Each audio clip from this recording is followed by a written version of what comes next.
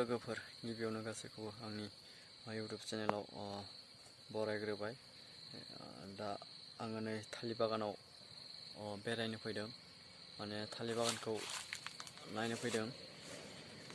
नै बेनो जोंना थालिर बागाना। बेखौ जोङो माने देग्लायसो गायदों, एसे देरबाय। दाखालि हासार होदोंमोन, नै हासार देग्लाय गायनाय बे थालिर माने दाखालिसो जों हासारखौ होदों। नै एबार सायावनो होदों हासारखौ, एबार जावालासिनो फार्स्ट खेबसेनिखौ माने जावनानै होदोंमोन, एबार सेकेन्डनिखौ माने सायावनो होनाय जादों। फुलि ओंखारबाय नै फिसा फिसा। माबायदि नुदों लोगोफोर थालिर बागानखौ?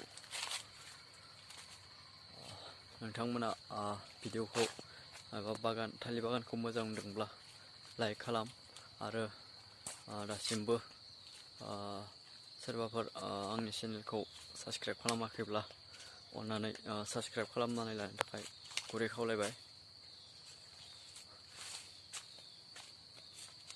थांनाय बोसोराव गायनायखौ दिन्थिगोन आं नोंथांमोननो।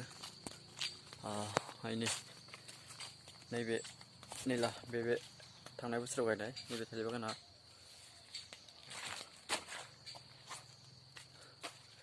गैला, फिथाइया फानजोब्बाय। एबार ओंखारफिनबासो ओंखारहांबाय माबा थालिर फिथाइखौ दिन्थिहर आं नोंसोरनो ओंखारहांनाय। नै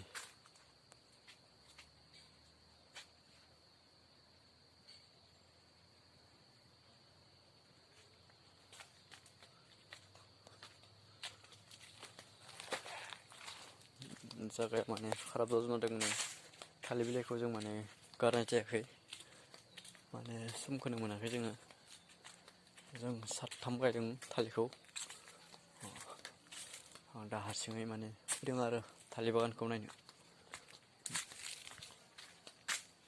बेनि फिथाइया नै दासो ओंखारदों।